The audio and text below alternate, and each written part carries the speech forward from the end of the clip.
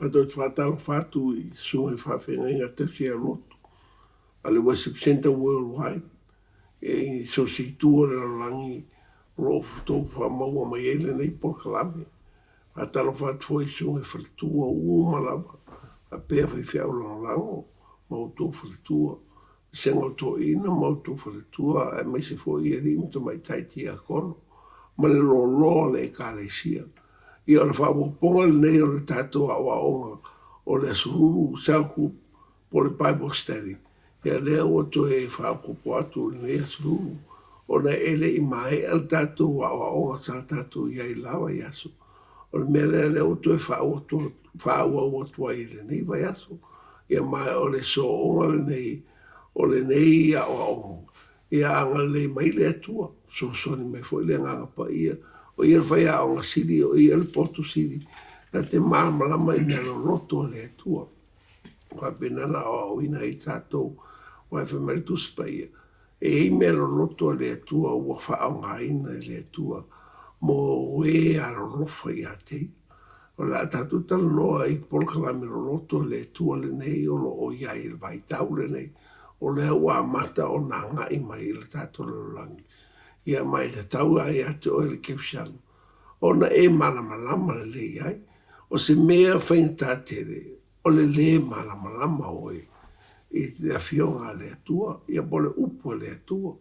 Wa whamai le atua, wa e te e la upu, o le mea whoi le au te e oi. E te le whaita ulanga ia Israel. Ia le mea le e whaafonga le mai. I le nei awa onga, o la tau mwhoi atua le nei whiawhi. Ala tatou amate se talo. Le tuola mātou ta maha. O e lava e malamalama I au Porkalame o umana e whatulanga ina. Mo I mātou le langi le nei. Whamole mole e whamamalama mātou le whiawhi le nei. E tu sa mau fuafuanga ma mau. Ma ia e whabenana te ialaina I mātou. E tu sa mau awhionga o umana tu susia. Ma ua whamauina le tu spa ia. Whamore mole awa I mātou nei po. Ia le whaungo mātou wala ua tuai. Whio maianga pa ia whamamarama o mātou lo. Lo soafa Iesu. Amene, amene. Ia o le so onga nei o le tātou Porkalame. Po le tātou onga I te whahason te nei. O le whaunga o le tuainga e tau Isakara o Israelu. O lo whamawina le mumua ko nitam tau pusumalua. Whapatou sumalua la whaitawina. O le mua le no whainga tupu. Ia, mua no whainga tupu mtau surua. Whapatou sumalua. O e o le whanaunga Isakara. Sa popoto e whautau te iloa ai mea e tatau na whaia Israelu ia o na pō. O alisili e lua se lau. O lato uso uma foi. E whaalongolongo mai ia I lato. A whenga fōu. O whamaunia e la apostolo Paulo. Le whaunga foi leo foi mai mo I tātou I whenga fōu e ala ia Keriso Iesu. O lo whamauina le Paulo I mumua konito. O lona tau pelua alo wheu pahiwa whafonga la whaitawina. Ai pei ona tūsia. O mea e le iwa ai e mata. E le ila ngona fo I e talinga. E le io o fo I le loto stangata. O mea ia ua saunia e le atua mo I lātou. O e alo lofa ia te ia. Whaupasfuru. A ua whalia mai ia mea e le atua ia te I mātou e lona nganga. A wa e sue I fo le nganga I mea uma. O mea lo loto fo ia le atua. Le whaunga la le nā o leo a mai foi e le atua ia tātou I whenga fōu. Ai whafonga I le momori anem tau pelua whaupalua sfuru suma fitu. I le whaunga nā o tāua e le tuspaia. Whaitau. A o outou. O ia te outou le whauina mai le paia. O outou lo ai fo I mea uma. O le whauina fo I o outou maua mai a te ia. E tū maulea ia te outou. E lea o ngā fo na o ina atu e se tasi ia te outou. Ai whapeo na o atu ia te outou. E lea lava whauina I mea uma lava. E moni fo I lea. Ai lea iso na pepelo. Whapeo na o atu fo ia te outou. I outou tū maulava ia te ia. Le tala no mai le fionga le tua I le whaunga wa mai ke le tua ia I tātou. Te lau tangata na te re o māmalama, a mai se awala o whaoraina. Tangata o whaoraina, o lo iei le whaunga le. A o e le whaoraina, e le se whaunga. E le o ia te o e se whaunga o lo iei. Nā le musunga le mena ia te o e le se whaunga. O le whaunga la lea, e tau o le whaunga, le tau tanu e tau o le whaunga i Sakara. Te oe whapea po le ale whaunga. Whaunga e whanau le atua. E le avea i le atua i Filistia. Le ina avea i Sakara le atali lona lima o Iakopo. Ia lea. Ia mai tasi le mea na tua i longa ili tua inga lea o i Sakara. O na o lea o le tōlua mumua na o Iakopo. Ia mai o lima le whana o lea ia Isakara. Na fōa ia i lea tua ia Isakara. Ia le whaunga lea i loa i la tau le teimi. Mai la tau te loa i fō i le mea tau na whai i le teimi lea o tūlai mai. Ia mai whawhtai i lea tua. E whabena ona i au mai a te tātou. Mai le whaunga le e to tonu ia te o tau. E moni fō i lea i le se me pepelo. Ia le ufa mai lea tua. E le pepero whaunga nei tonu ia te oi. Ia anai to te tea o ti mai e te awa o ti mai coronavirus a le i loe o le whaunga le. E le i whaunga ina le whaunga. Mana tua whaunga umana i tonu tuspa i le whenga tuai. Wa mai uma i esu ia te o le whenga fōu. Mea mtau tiana. O le whaunga la e whenga tuai. O le whaunga o le pela. O le whaunga o sitaulanga. Ma le whaunga o le tupu. A toa ila ma le whaunga lo na whae ta o le tapo le posi. Ia ma le spirit au mesa e lima iai. O nā whaunga uma. Wa mai uma e le atua mao e. E hama noa mo e. Ai e māmalama i awala e mawhai ai. O na matanga mai whaunga le. Po condition na whaunga te tasi. O le whaunga la le i Sakara. Ia o te whiwhia whaaloa atu ia te oe. Wa au mai e le atua i hate oe. Mai e whawe e whea na i loa wa au mai e le atua i hate oe. E ala i ai e suke wiso. Kala tia e toru wheu pa sumar wha. La whaita watu.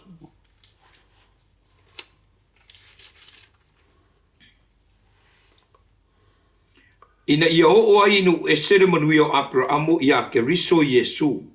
Ina ia tātou maua i le whātua tua le na wholawhalaina o le anganga lea. Ia wai. Pa mai a maua le whātua. Wo nu ese. Tātou o nu ese. E tau na tātou maua me ia fua i le tua i lana whanau le whenga tuai. E ono o sau o ke riso. Le lafa mai wo nu ese le manui o ke riso. Ia o mai ate oe nei New Zealand. O atu ate oe Australia. O atu ia te oi Samoa, po whera wa se tua inga le lalangi nei o lo e lalai. Se o se tala fia o te whai atu ia te oi. O le nā o atu. Toi titi toi alu e se ana, toi titi e o ti ana ere i whanga ina le whaunga. Whaunga o Isakara, o tua inga o Israelu. Se whaunga manei e te le whaunga. E te roa le teimi ma le me tanu whai. Pei whala tatu ia i vai teimi nei. Le ua loka mea uma o whaasana wheo ai. O le ala le mea tau na whai. Te malama le rei teimi ma mea tutupu ai. Ma le mea tau na whai. Ia al whaunga la nā o le ua whai mai ele tua i lana whanau. Whamaunia le li o polo e mtau mo mua konito. Alo na whai upe lua. Whai upe sifuru ma le whai upe. Iwa ma le whai upe sifuru. Ai peona tūsia. O me le iwa ai e mata. E le ngona fo i talinga. E le i o fo i le loto stangata. O mea i o saunia e le atua mo i la atua e alofa i ate ia. A wa whadia mai ia mea e le atua i ate i mātua e lona anganga. A wa e su e fo le anganga i mea uma. O mea lo loto fo i a le atua. Ia na upa mai o mea loto le atua na le anganga pa ia o le atua na telo. A o le o fo ai mai e le atua lona anganga pa ia i lunga whanga e le. O whaasa fua mo tangata uma. Lea laua mai le nganga pa ia lea. Lea o tātou mau foi le nganga pa ia. A e talia la Yesu. E talia ma le nganga o le atua. o ia te oe le nganga o le tua, vai te oe foi unga wha unga le. Le mafuanga le na, ua whameitara tu spaya. O mainu ese i le whato tua i ake riso. Ma o Yesu o ia whapenantu, ma ia lava noa e hatatou. E tau te lia e le whaunga le nei. O te whape atu fo i ato e.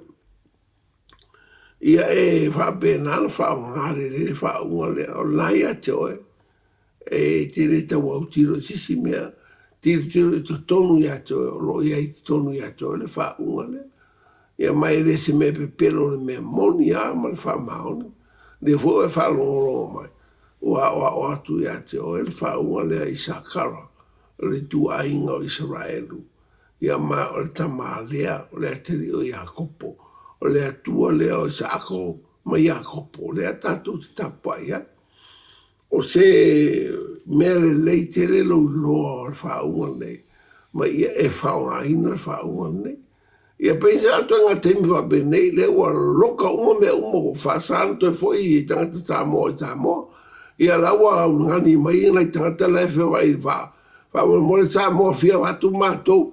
O uma tangata e la totunua nei ama te nofua i nei wha. A o mātou fia watu i nai Samoa. E tawhi mai Samoa wale watu. Tā lo whai. Ia whai ngā reo mea o langi lato. O loa na tawhia o tawhia uma. A rea me taru whai teimina nei. Ia sisira e tusia a le Isaia. A le lusu loro. Whai mo lusu i rufu matas. Whai tau. Ina o maia lo unu ue. Ina ulu atuia i outou wa feafe. Ma pupuni outou whai tutoa. I outou la lafi e peo se emo na pupu. Se ia mawai atu le toa sa. A wa whauta. O loa fio mai ova ai le mea fio ai o ia. Ina ia whaasaleina e ono nofo i le lalolangi. Ona o lato wa mi o leanga. E whaalia foi ele lana toto. Na te leu fitia foi lana fasi. Ia moro i tonu lo wa feafe maloka o whaitoa. Ma e whapenana e whaatataria e mo sintemi se e fio mai le atua. E whainana porkala me pe on ta ua e tu spei. O nei mea umai tu tupu runga whae, le eise mea tupu fua. O ro tu tupu ai runga porkala me le atua, ma le teimia le atua. Ma e reia se si mea o tutoe runga whae le nei. O te tawatu ia toe. Pāwal me le tutoe. O le fio mai o le atua whatarula tu spei. Bawala mera to na tatu fata tari ala i le atua ai sei fa benao na fa tonu po kala me le atua o te mo ne sa un uero po Samoa a mo a fe me lo manuao fata tafa pau e sa ro po melua le mo fai le ro tata pa mai a ngau le po tu bo le mo fai po la ro tata pa wana me le fai tato te mine na ono tatu whata tari ai le atua. Fio mai le atua, se whata nulan por kalame lungal whangai lele. Wa e pule lungal whangai lele. Fa mai o ia o mea umo o ia i tonu whanga le langi ma mea o tu moai o i ona. O ia e o vaia. E rea ia se se pule la langi nei. E pule a le atua. E pule foi le atua ia na mea whai. E le foi se toi lato e tau fi le atua va bea. Fatari la li le tua, bol fai a se le ma fa o be e fe mai de isis. E ai ama se ta fia le tu. E fai to ta sela por grande. Ma e fai to ta sela filinga. A filia le tu se mea. E le ta filia tu ya. Por alo roto, por alo final. O le mea la lange fisili tangata, lista. O mea ta le tu, e fai to ta sela le tu na e filinga. So me fue la lea, y es mala mai. Si hago eso no ola la langue le sa la langue. O la langue le atua. E te le pule foi la langue, e pule le atua. O me uma foi nei tu pu la langue temine. O me mai la lor por cara me le atua. E le o eso sa fai no fali. La ye le atua no fali. E le o sa fai sa tan no fali. O le atua la sa fai no fali. O la e kontrolu mai le atua lo ngai o inga la langi malang. Ia ma mea uma ma tangata uma, ma mea ora uma o iai. La e kontrolu mai le atua. O le mea le e soifua mai mamlama. O le porkala mea le atua le usau le atua whaasa havari. Le ala o taimi nei tatou lalangi, ia o ngulu ma tatou lalangi I wha mai. Ia o le nofo mātou nei nusila o leo taofi. Whatatari Samoa, pe o awhia whamotanga mai mātou atu Samoa. A wa o pala ai Samoa I whabea. O le nei wha mai. Te o mātou atu mātou wha mai. Ia e a whaina pule ala tau. Ia ale mea ia. I le tau whārohi ai Samoa. A mātou whia oro ai Samoa. Whārohi ai le atua. O le atua tala mai e lava noma le talina se ava noma o te o ai. E pule ala le atua la tau. Ai o le pokalame nei le atua. Nei te ua e whia mamaramu. O le ngā fo le o tatu le sona nei. O le e tau whai e wha. Tala atu ia te oi. Pokalame le atua ma me tupu le taimi le taimi.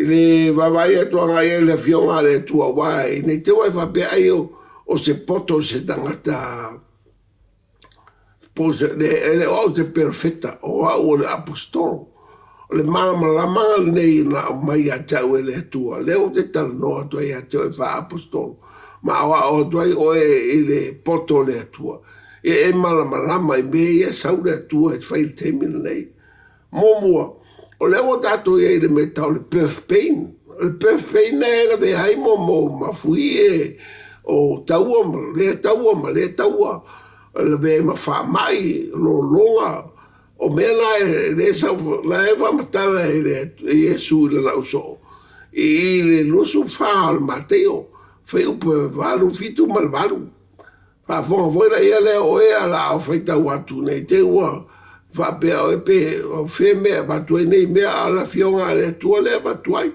e le o va tu se si me pa fo ala feita wina o no fo ia I le maunga olive o no mai ai leo le au so ia te ia o na o I latou o whapea mai ia e whetalai mai ia te I mātou pe o a whea ia mea pe se a fo I le whailonga o lo mariu mai ma le ngata anga o le lalolangi o na tali atua I leo Yesu o whapea atu ia te I latou ia o tou ne I whasi se ina o tou e se tasi a wai to tele o mai I lo ingoa o whapea ane o au nei o le keriso la tou te whasi se ina fo I tangata e to tele e whaalongo o tau I taua matala o taua.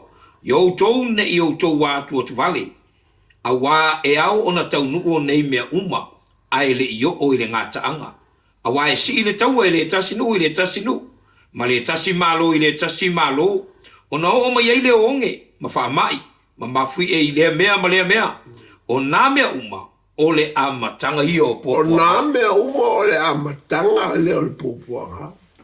O le la o tatu e se wha mai e le o e se tonga fiti.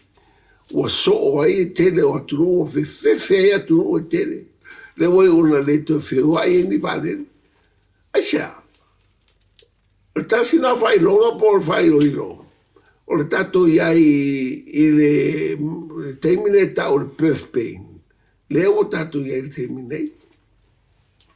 A uma le birth pain. A matanga o popoanga.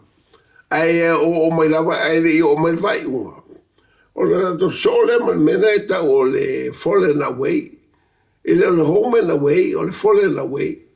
Home and away o le series night to TV. A le fallen away. Na eta o e Paulo I le mo te saloniam ta pu lua. Lua te saloniam ta pu lua fa pu tolu. Na eta o e Paulo ina le fallen away. O lo no winga na mel fallen away o le tangata ke shana o este mal fatu tua ele to ke shana la to pa u mal fatu tua fai tau a wani fa sese tasi atu to stongo fiti tasi a waile o mai le na aso se ia mua I o tau nu o le tete a ese ma ia fa bia mai o le tangata o le anga sala o le tangata lea o le malaia. Mo mota no mai te ese so mai e mar tangata o le malaia, mar tangata o le ansala. O la o fa senga mai e le fionga le atua e me tutupu I o tato lo langu. Te mila nei, ia le tau te le amatanga o pupuanga. O le simere la so e o pilota o le fallen away. E o le home and away, o le fallen away. So tu ele ma le perfetanga bol fata oto le rio Yesu o na perfetanga fe po suma fa o le mate o la vale lu su fa fe tau E tala ina atu fo ile nei tala le rei o le malo i le atu lau uma. E fai mamuri mau inu uma. O na o mai ai lea o le ngata. e le mo fe na o me ngata se tau nu ura fe talinga le a Yesu e tau ta la ia tu nei tala le so o mai le lang ia ono o mai no le ngata ana e fea le atua e le te ide ia o pa ua tu fa msinonga le atua i rungo se nu po sa tu e le i fa longo la to i le mau ia e le su ke visu a uma le fata unuina le atua le fulfulanga le nei i loto i fa upo su fa o na saulo la i le whainga malo o le whainga malo fau e to e pulela lang i teimi nei e le ise malo pulela lang o uma te mi sa pule sa mani po hiti la la uma te mi na pule e si malo la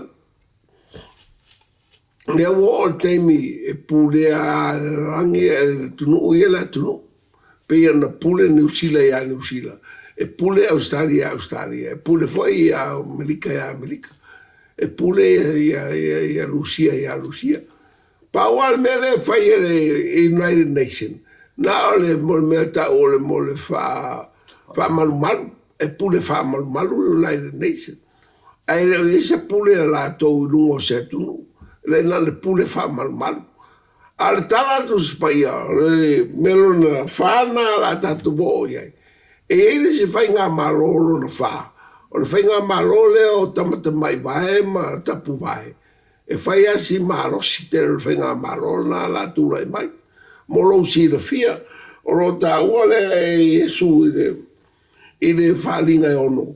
Al wheu po mua man lua whai whafo whai la whai tau ne te wai wha pepo whiame o iei la whai ngā malo. Whai tau. Whalinga e ono wheu po mua man lua.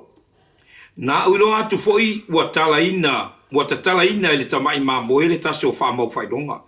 O no whalongo i lea i le tasi o mea o lai wha, ua leo i le whai titili, ua wha pia mai. Sawia i nā ai, o na uwa ai ai lea wha auta foi. O le solo whanua sina, ua iai le au whana i lo te ai, ua watu foi a te ia le pale ali, ua alu atu lea, o ia, o lo manu malo, o le a manu malo pe ia.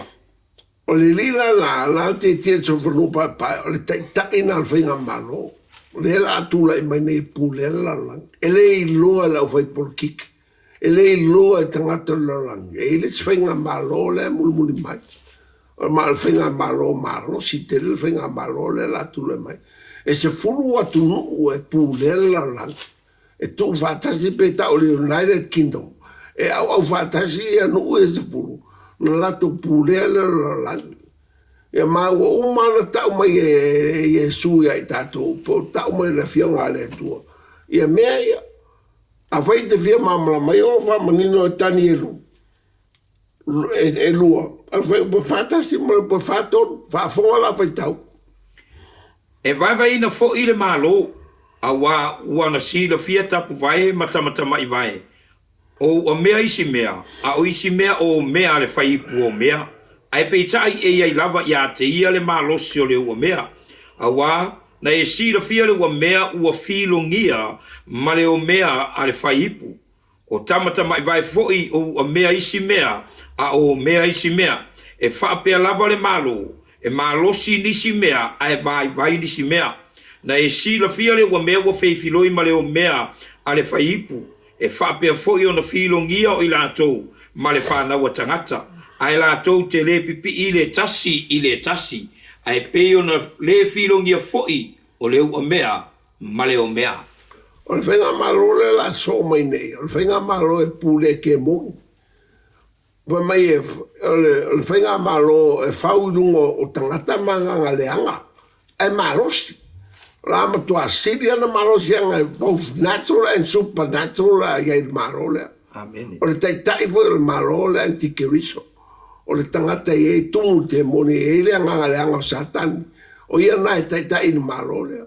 o le matua le anga le malo le pa o te mitula i mai le wa matana dia ni mai tato falongo i ta penanga uma lalangi o le ta pena uma mo le fenga malo le anga i mai te malo anti keriso ia manawo tawa tu ya oe o ia le fenga malo o le anga i mai lau te pulela langi ta i le lope o sila fia e vai fale ngol palmia ni usira o Sinta. Jacinta. Ia ai longa i loa Jacinta o i le malo le anga i mai na te pulela lang. Ai bena hoi te malo ai loa e Trump. Na e loa Trump na lae fautua ia au ke siano te malo le Amerika. Ai le i loa le loa pe i loa le tatu tamotu le papea. Ia e le a fain. Mea siri wa e loa oe. Ana ta sia tangata la te mamla me na fa la wale atua. Amen. Aisha ono tu spa ia male upo le atua le atato o ina le ta umaia ia tato ia meia ia nga imai. Ia e ora la mai manga fa ia. O le nga imai le fenga malo e pule le antikeviso. Fa mai la ele lo fa. O le taimia e mamu mai te malo. Fa me o le umana fa mamu mai le nga le anga. Taimi nei o leo sau le spirit. Ai tore te maloa e whaali mai. O le taimi ala whaali mai te maloa. A vese le nganga le na tawhia. Pa me o le taimi fwela sau Yesu e vese le whanau. Malunga le whaai lele. Mumua le te Salonia mtau pa whawha pa sutonu. I le suma le balu whai tau. O te loto ina iau tau loa le au soe. I le mata upu i o momoe. Ina ni o tau whanau no pe o isele ai so la tau whamoe moe. A wa a whai tātou te telitonu, ua mariu Yesu ma toi tu mai. E whapea fui ona au mai e le atua whatasi mai e o momoe ona o Yesu. Ma tau te whai atu fo ile nei mea i atu tau ile a fio ngā reri. O i tātou e ola ma toi pe a fio mai leri. Tātou te le mua i e o momoe. A wai a fio ifo mai le langi leri lava. Ma le alanga, ma le leo le angi usili, ma le pua le atua. E mua foi on toi tu mai o e uoti o ia ke riso. O na whafua se i leo na awina eo i tātou e ola matutoi. Whaatasi mai lātou iau, ina ia whita iai ma le li i le vāni munimo. O na tātou whaatasi pēa lawa lea ma le ri. O le nei, i o tau whi whaamawhana whanai i nei upu. So le teimea tura me whenga malolea. La whala, sa wala whenga malole la langi. Ai saulo mai Yesu, ma na pua ili. Ai watura na whanau lunga le vāni munimo. O na awele Yesu le maotoro te maa. Tātou whaatari ele na se o le teimea fio mai e Yesu. Whaalua lunga whaai le ele. E se wale mana ia. No minga sau ta maloa e sau mai Yesu a watura na e kāresia. O se tala fia le mo e tangato le kāresia a Yesu. E ave ese o tau e Yesu a sau ta maloa le. No minga e laki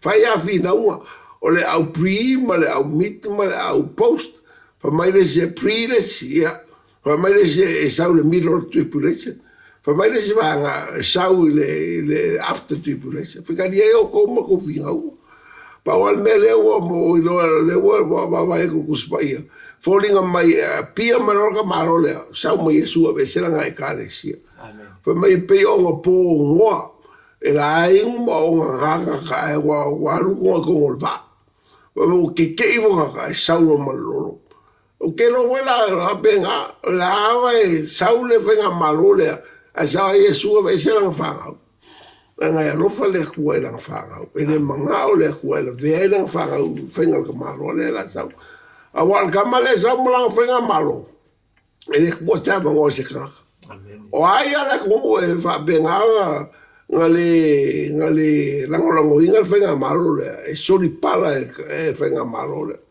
poi wala ko via ke fenga malo e la ke le mafia e fa benga o ko yo pala el malo la kule me fa me le o me ai si me a o me ai si me e wi a vai le malo sia pe lo me e ku ia le kamale male pe la malo lo vinga la e mo fai un finga o ese fai nga malo o fai nga malo le kule mai o fai nga malo si ia nga al pau al meo le au iai ma lango iai ia o ka ko ia ke siang ka ko ia le lang o ka ko malo le lang le ska ko malo le lang ka mo fai e alu si kia a pawa le flight ka ke wai ka ke ese mala lang fai ka ni la o ia ka ke o ke milanga o le alu alo ia vainga o le vainga le lang i pa vainga le lang o i la fa pinga o sa wa ka malo ai le lang ia ma establish ang fenga malo fa kula fenga malo po fe se ku la fa kula fenga malo ma kam foi yang me al malo pa ka u ia mo me o rules and regulations ale malo le ia ma foi me la pule anga le langia ko a fa kula fenga malo o la sa wa malo le fa ga le ko se la que se fa ka malo ia yo nga que kilo marca ko por galan vai ao e whakamara. Mai nga wei anga o le meka o le home and away. Ka kai anga o e se le fall and away. Ia la huira i por karamele ki a poro le la sau. Po le nganga le anga. O la konga la fasa wa inga e kamaro le makule mai. Ai koe fia ke chango ke mi kusa bur kamaro le o i kalo fa. I le koe fengo fienga be o ke chango ke mi nga. Al que mi yo le vengo fiaga se va a que dir falca e ola moleli e aí se me que pone o que dia Yesu le upulo lo roto mole upulo nguto e fa la ina yo e me le ai ku ya se o mai caria Yesu ya nga ai fa mo lunga lo cole al que mira ku le me que malo le e ko fi caria Yesu ya le mo ku le u meso amen. La eva me kuspaia e leo ka be se kala ula kala nga po kala le mafofau de ai la ko ko kuspaia kala nga o ka ko fi ke chango se sil ke me kula me ka malo nga la ti ke viso o la vai e se ka malo nga le wow aja e fa fefe o e wala va e fia ko fia be o e ma ke chango ke minga o la lua la vai nga le langi ma vai nga le langi wa fo wa fa nga wole ko la ko le langi koe o whangau ki a poro e la lang. Mo le au ke siang whele nga o le home and away. Ma, o le whole and away. Se o se kwaka i le home and away, ma le whole and away. E au ke siang la o le whole and away. E ui e na i le kongo whenga maro lea. O le kasianga me whenga ka o le ai ai. Awe le whangau o le kua le langi. Ku ui a whangau o le kua whakamara. Ia po ke sango ke kea ia makanga kala langi lang ia ora me la fai o lang ska fa o po si tu ricira o ia de ai e foi me fai fa o le kua ia le lang au fa sang sang ka maro le ka kala lang kai mi le la fa sang sang ka maro e fa pe nga o sa wa inga ka lungo fa ile fa shoki ka ko ke kai mi le o le fia ai kele makiwa maleonge ma kele nga kaoki il fenga marole mo mai o fa pe nga foi o sa wa inga fanga ole kuale no fa kamara mai la le fia le ku marole ma ko le ku o ka pu ole vanga lo lima da umar Ola mai lo le ko yo le a fa lo wa mi o la fa ka ya la va kula lo ko sa mama ya ke o ke mi le la fa pa u mai lo le ko lo ko sa mama le la ye ni nga pura ye ku spaia e fa lo mai ai de ko sa mama o le ko il ka u po balu se o ka po suma kas ye ye ni nga pu le ko o fa le nga le ko ka se va ko e kasi vai koru ele kasi vai koru me koko kasi vai koru mo vai kasi vai koru mo ole la mal masinga ma fiku kasi vai koru mo o sami ma me uma o yai ma va la oroa vai fa kasi vai koru fa la ngai le kuelonga ko sa mama o mero lima la ole por cada me le ku la o mai lunga fai ngai lunga fiu sa mo ko fa ka mai le ba la isa mai sa ia wale wa hokol va ala isa nga sa ma mai la isa fe le me la kupula lang e fai o fa mai a o mo me ai fiu e sa mo fa kali apa eling o isa apa eling po de ai ma seling a wa o la wa hokol le va ai i se mea i fa si va kolu le la fa le inga le ku e o va o mai o la ma ku fa le inga le ku ia ka si va kolu sei vai ka o mai le fa linga o ka po va po nga lo ia po nga ma ko sa o le ku la ni mai dungo fa ke minga o menga lo lima o programa lo lima nga le ku fa ka wa ili fo i le angelu mo le pu ona yai leo le watoa ma le afi ua feifiloi ma le toto ua la foifoi le lalolagi ona susunu ina ai lea o lona tolu o vaega o laau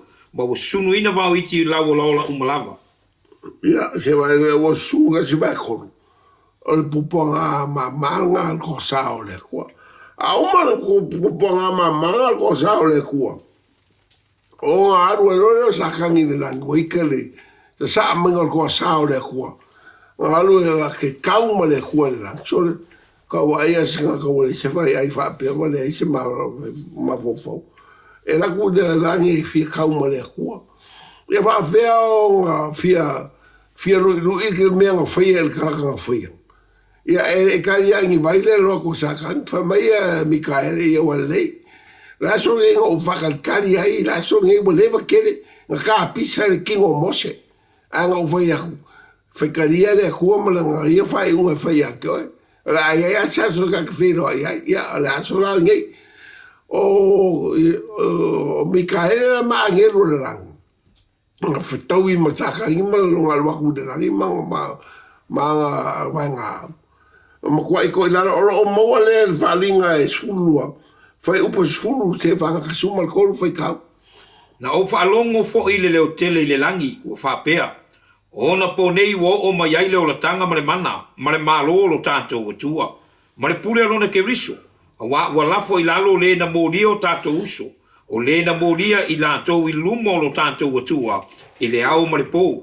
A wa lātou manu malo ia te ia ono le toto le tamai mā moe, ma le upala lātou mau, wa lātou le whapelepele na fo ilo lātou wola, wa o i le oti, o le mele i au tau ori ori ai, le langie a toa mai ua nanofo ai, o i tā lofa ia tau o e nanofo i le whanua ma le sami, a wa rifo ia tau le ti a apolo walo toa tele, a wa nei loa, wa sa o na pō, wa i loa i le tā rako wa la foifo ia i le lalolangi, o na whasa wā lea o ia i le whawhine, nana whanaua le tamatani. Ina ua whaia ina sa tani le taua le langi, melo na lima na, o na tongi whanela loa le lalolangi, o tuli mai e Mikaele ma na au tau ma le atua. O sau ua lotoa, o le upu lotoa wa hita tele. Wa hita sa tani uwhaina. Ma ua whaasara koe laku le langi, ma kua kei mi ewa mai whai amaru ka me mamori ka hoa. A uma whikawinga lea, ua sa, whai mai role o kara Mikaele a sakani. Ua sa o enga e koe sau i le langi.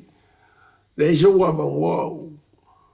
Whai mai role o kanga ka o le langi, o i karo, whai le langi, ka manga walak. Le mea ngā walak.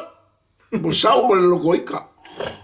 Kaimi la sa wel ki apolo, o kaimi ngā kaunga ma losi ngā whainga re ri ala lang.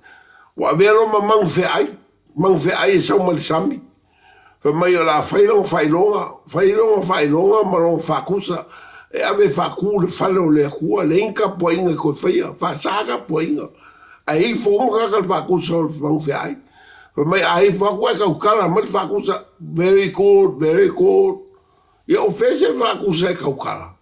Ngai ai umarkus pa ia me ia, nge ke ua siri wa pe po fe me na ka ngo mai viri amure lo ka ngo ngai ka kongo le fionga le kua. Mka o sukoru falinga ngai el nga me pe a fa e kire mamra. E le whakusa le mang fe ai. O le ngu mero le mang fe ai le ka pisa ngai mai whalongo ka ka mai o. Ia ngai e ka kongo ngai le o. Al mang fe ai ale me longa onga o le kaua e fai le langi o fai inga mai saka lima o le pupuanga ma o ko sa o le ri o ika no ka malu le langa ke ora ko mai e Mikael e le karia o ngi vai ai vi vai le ko mai vi ka u le ko ia kam su mi e le vai ko ya ke sau ke pure i le langi ke mo mua le o foi inga ya kangi a Mikael le lafta winga ia ma o foi inga nga kai foi inga ma kuri ma rosa kangi na sa rosa kangi mo kwa ka fili sa ngo ka a mai sa fa finge oi fa finge Israel finge pa o kama fa o Yesu pa mai o Israel ra sa o kama fa ma rosia pe pa ya Israel ia e fa benga ku uma mainga e ku pa mai le ku wale a fai wa e fa sa wa yo kanga a ba ku la si mesia e fa benga ka u ko o ngala el me fiku ka o poponga ma fo i por ko sa o le ku makaronga di lingi mai le ku i pu yo ko sa e lingi me fengo fie o i punga fiku ku sa wa ma ku fa le nga uma le ku me uma sa o kala vite wale lepe uma me uma papa wale lepe uma me uma o ka lepe uma le ku me uma al fofonga i punga fiku ko sa o le ku o veo e por cosa non fa dinga sumlo fa foi la fa ka wa ku kasi o ele suvi com a buscasi de coro fa balu se foru surua suvi com ela fa ka wa na ulangona fo ile leo tele mai le malu wa fa pe atu ya ngelu e to fitu o ia ina lingi atu i po le to sao le atu ile la lolangi ona watu ai leo le mua wali lingi ifola na ipu ile fanua na o leo le papala le anga e tinga ai tangata wa yai le fai longa o le manu fe ai a toa mai wa ifo i lona fa tangata wali lingi fo i lona to luo a ngelu na ipu ile sami ona liu toto ai lea e pei o le toto le tangata oti ona mamate ai leo me o la uma o le sami wali lingi fo i lona to tolu a ngelu na ipu i vai tafe mapuna o vai ona liu toto ai lea wali lingi fo i lono to afa a ngelu na ipu ile la wa tu ina atu yai ia mua i tangata ile afi wa mu fo i tangata ile mutele ona lato fai lea ile suafa o le atua i ana le pule ia mala a ua le salamo i la atua ia vatu ile vi inga i ate ia wali lingi fo i lono to limo a ngelu na ipu ile no fali i ole manu fe ai ona fa poru ngia lea o lona malo ona lato fe atia ia lea o lato lau faiva ona ole pua nga wali lingi fo i lono to ono a ngelu na ipu ile vai tafetelo Eufrate ona mate i lea o lona vai ina ia saunia le ala o tupu mai nu e alua e ai le la wali lingi fo i lono to fito a ngelu na ipu ile matangi ona tu lei mai ai lea o le siu fufonga tele mai le malu o ile langi mai le no fuari wa fape mai wa uma ona fai ona tutupu ai lea o leo mafai titili mawila sai ai fo ile mafi e tele e le fa pe ona tele se mafi e wa tele na wa talu ona yayo tangata ile lalolang wa va benala te lepe uma ele tua me uma al fofanga pe a ona le lingi mai pu e fitu to sama mafa le tua sa mo mama na te se vai to ai to el lo vai to a mama fala le o sa no uma tawa na fai le lang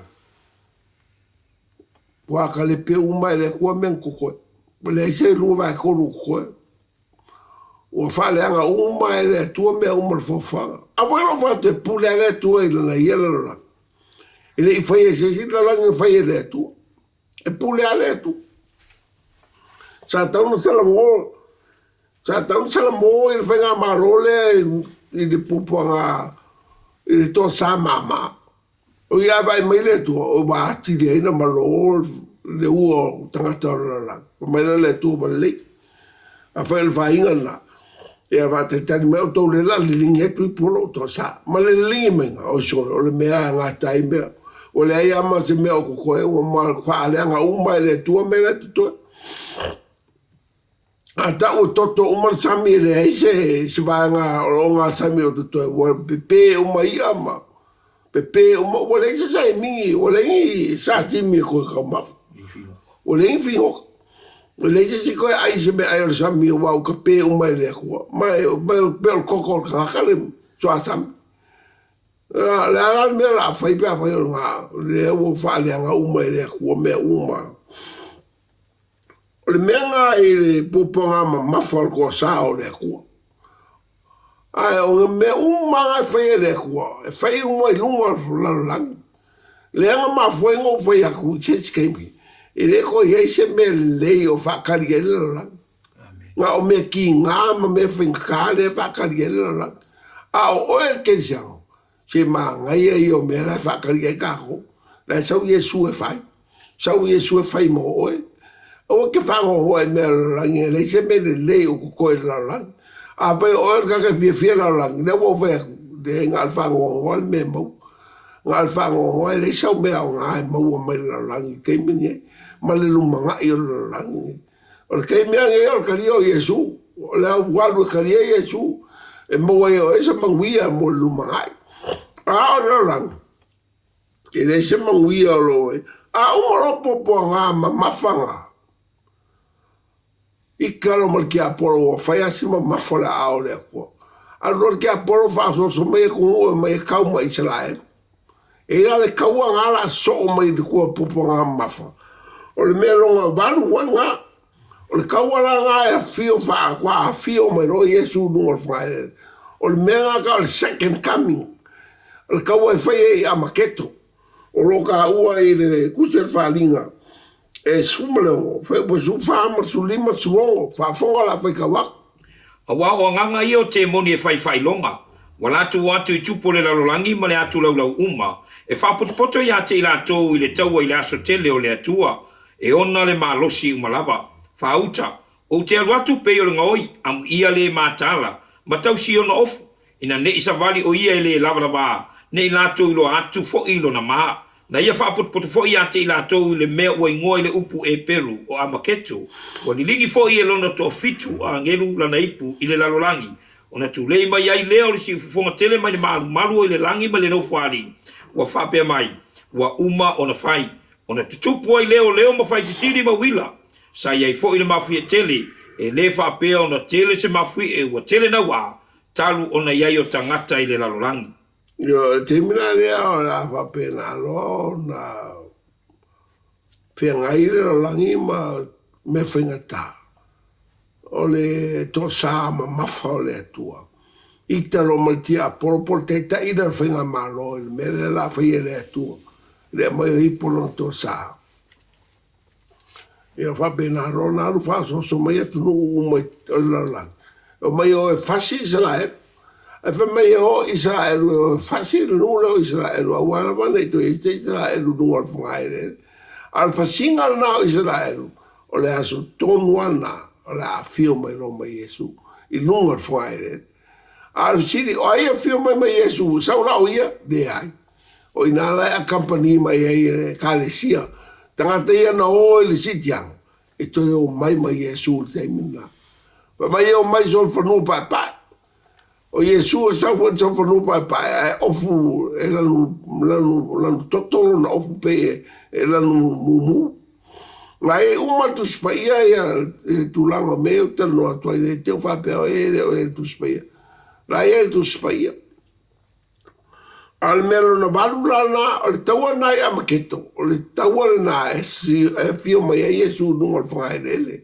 mai tua na ao nunga al maunga o live I na e sau le solfanua Yesu tuai e tu le maunga o live mai a e fia mamana mai me tupu la sona o le a o mai umatu se fasinga le tua o tunu umai o mai ia la wa fega o mai kau mo lengo fo ia lako e o mai kanga o mai kau mo le kua ele se kanga po mai fasi le kua kanga I da so a makito o le mo ai kele le fenga ai e mo mau po mai wa fiu o le vai ai wa fiu mo mau ai e ai kingo kanga hoki yo o le mel kanga hoki I kaua ngai a makito po mai wa ma o mai ia mau Wale la vai maua ai, wako kere kaka feo ki kawale amaketo.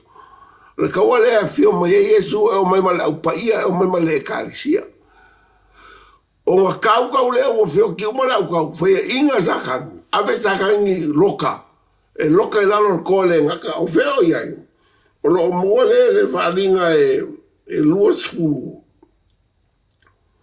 Whai upo e kasi o koru, whai kau. Whalinga e lua sfulu, whai upo e kasi o koru. Na ulo fo ile angelu wa lui fo ile langi. Wa ya te ia le ki o le to ele ngata. Wa ilo na lima fo ile maya wa me tele. Wa pui fo e ia le taraku. O le ngata tuai. O le ti apolo le ama satani. Wa ia fusi fo ia te ia i tau sanga yafi. Wa ia lafo fo ia te ia i le to ele ngata. Wa pupuri fo ia te ia. Ma tu ina atu le wha mau whailonga i o na lunga. Ina ia le to e whase ina e ia nu. Se ia atua ia tau sanga yafi. A ma vai fo ia. E ta tau ona ta talaina o ia ina yaso. Tawala lea maketo.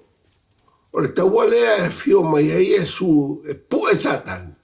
Ma ave satani loka e laro le toe le ngata i fifiri. Se a toa tau sanga e afe o loka ina. E afe tau sanga e loka i ti Apolo. E le ave facioti, e ave loka. E le ave susunu, e ave e loka. Loka i fifiri. Ma epe toe... Salamo le ri lo kaina la se lauto le afeta sang a le afeta sang na e be ai a au paia matangata o le tua ma tupu pa mai no fo tupu ai e su lunga fa e le to sang na ape e afeta sang lo kai satan e afeta sang foi na e pule ai e su e be ai e su ma tupu i lunga fa e le lo mol ma wele falinga no su fa pe ono fa tau Am ia mona wa pa ia le ua iai se tofi le uru ai tu. E le o fo i le pule a le o ti whalua ia te i lato. Ai a vei lato ma fai tau langa le atua ma ke riso.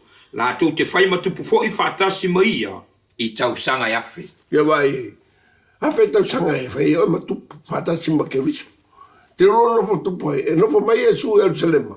E pulea mai e sura langi atoa. Oi, whera maro le ai kule mai le ai. O fai inga. O hoki lako kaman kai kai. A wawe sakangi ave lokal ku lalo koe le ngaka. Wa kuako ka maloa nga kai kai. Ka kaola pe kako. O la e ngofofo mai sakan. Ia e mamalamala o le whainga malo le kule mai. O le whainga malo e pule ki Apolo malkanga kaolo. E ke kikiro ako la e la unga malkanga kaolo. A kua ngaka o sakangi na sa fa mai nga. Unga malo si kele la fenga malo le anga pule ke mo. O fenga malo e pule ke mo i manga le. E pe se manga ya la ko. Ya anga le mo anga le anga me la ku o fenga malo le la ku le me. O meno sfulu lo i banga. Sa weira ya su ngo fu pulu ngo fa ele ka usanga ha pe a sakangi loka. Pa mai au mga loka sa kain ko karamela ia le. Nga ia inu ka po no skulu. Fa po fiku. Fikau. E a tua fo ia tau sanga i afe. Ona talaina leo satani ai le mea na pui pui na ai o ia. O ingala al karanga mga sa kain fa po fiku. O ingala la mo e longa i unga. Awa o ingala fa la lawa e lo male i unga sa kain pa ko karamai. Mai ko ele ngaka. Fa pea la karamai bo salamo. So le mea kasi. Fai upo e whārongo, le la fai kau, fai upo e walu o se furu. Fai kau. E alu atu fo i o ia e whaasase i nuu o i tu e whao le larolangi. O koku ma mā koku. Whaputu poto i a te i lātou i le taua. Wa pei o le one o le sami i lātou wana tō tele. Wa e fo i lātou i le mā folo o le larolangi. Wa lātou si o mia fo i le tonga ala wapi ale au pa ia ma le ai o wha pelepeleina. O nā lui fo leo le afi mai le atua i le langi. Wa susunu ai i a te i lātou. O le ti Apolo foi. O le na whaasase i a te i lātou. Wa la foi na o ia i le paafi ma le te i o. O iai le manu fe ai ma le profeta pepelo. E pua ngā ina ai i lātou i ne ao ma le po e whaavavau lava. Ia, ngā ua mowale i unga ngā ki Apolo. Le wa avelo ai kongi le pae afi. Pakasi ma le perfeka pero. Ka wai uma e le kua i lalo lafi. O le me mua i lafi. Ia ma o le unga whanga o ki apolo. E re u le ki apolo. O ki apolo aia e u le afi. Mea ngai sa o ki apolo wha soso e. Ia luo whakasima i e lalo le afi ko koe le ngaka. A wala ke vale ai mea ngai whae ki apolo ia ke o. Sola e se mal ki apolo. Ai sa ki apolo sua ke luo whakasi. La me la luo whakasi e fumal ki apolo koe le ngaka. E sa ki apolo e se o anga whae fōringa o le kua le whingi fōringa o ki apolo. E le o se ka ngaka o ki apolo o le ngaka o le li. Karia e sua ve mali whaora mai ora mo le kua o le ngaka o le kua. Le whae o e fōringa o ki apolo ki no e fōmal ki apolo i koe le ngaka. Ia marua kua i lawa le hawhi e whawawau.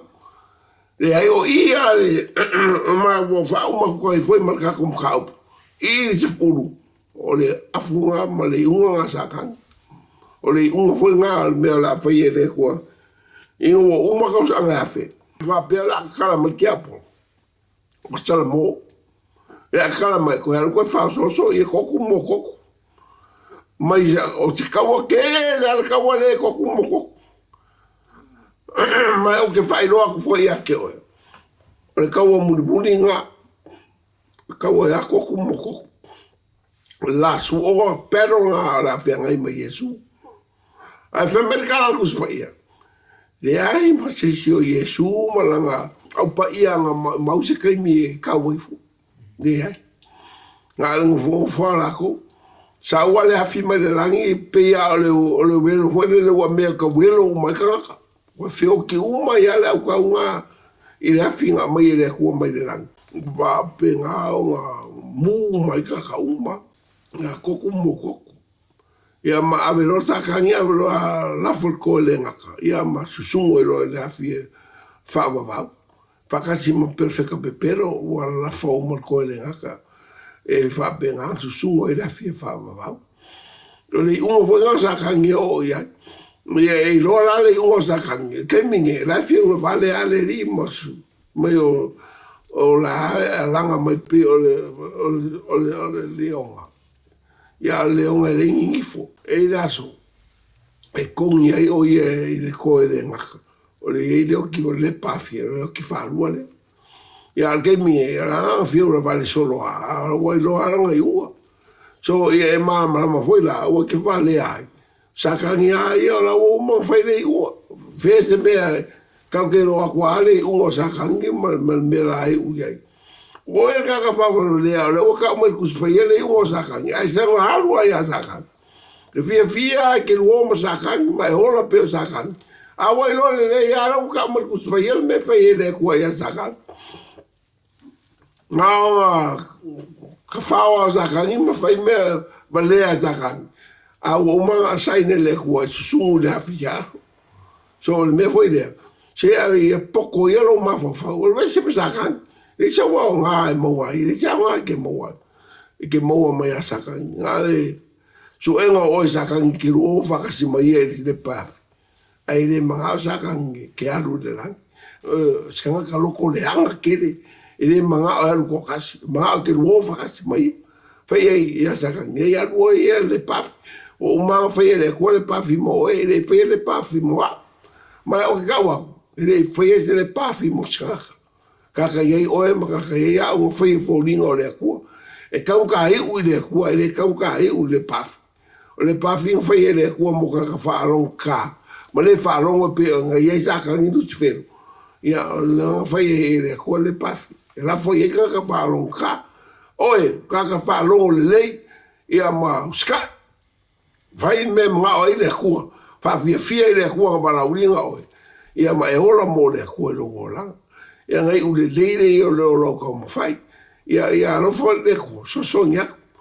O le ngai e le umakulawa ia proklame. Ia wala ngā waka ua kua. O le sisi me koe. Koe pawal mea le whai ele kua le langi fau. Ma le langi fau. Sukasi. Sulualo, kako ngofolo male kua. Whawa lau. Pe whawa buafole. And we leave after. La wene ngofo Ever after. Yeah, and we leave ever after. Happily ever after. Kako ngofolo male kua. E whawa lau. E lewa mai kako koe o le rangi. Whamai o la a mai le whalewhaka whai o le kua le langi i le langi. O ngofo fo i le kua whakasi mo un karaka. O kasi keimi ngā mangi. O se mea ngā mangi. Kako ngofo mo le kua. Ai kirkiro kua lala mai le kua. Ia la voi ki sira mai le kua ia o le kika pua ia. Uma ngai vai keimi. Kako ka pua i ma le leilo. A ngā keimi. Ka pua i kua. Ala mai le kua lunga whali. So se mea manga e kere ngā mea. Ia mai o se awa onga ngā whai o koe kako onga i le whaunga i saka. Ia maria foi o whasi umi. O leka whau maku. Ia ngā lea kule kua ngā whawkai foi mo kalo mo mako. Whawkai foi o kouanga le lei. Mori aku whawkai kere lau sunga le uni. Ia whapea foi i kako komiki o worldwide. Ia whawkai foi lau sunga to'o ma sunga ia moala. Mole foi whawkai sunga ia avele ma sunga ia se priango ia mai kare tia uma o le worship center i New Zealand nei. Ia le alolofa ma sonsongi mai a mako ma le whangau. Ia whapea foi le ainga. O ro mako au mau nei keimi o ngau wa poloka mako e le ri. Mako ngofai le New Zealand nei. Whawkai kulo kou singa ma loko wanga le lei. Ia kongo wa waves kemi mako ki koe foi ai sa mo e lofo le kua. Wanga pauanga al mea e ngaki kara inga lea mangoa mau ki oi ngao le kua la. Ia wha manguia mai le kua ia kako uma ngei po whawhai kere lava ngei po kalami. Ia wha manguia foi le kua e mea uma o kou saungia. E ala i mea ai o kupe so se mea o kou whapenganga pa o ngā maa au iai. O le kasi wa akulasi. Ia ma ua kele manga ia koe kau ia koe le kualo ko wanga le lei. I le swafo Yesu o mako whapea koe ia whamanguia le koe a ko. Amene ma amene. 1, 2, 3. To God be the glory forever and ever. Amen. Ia waftai.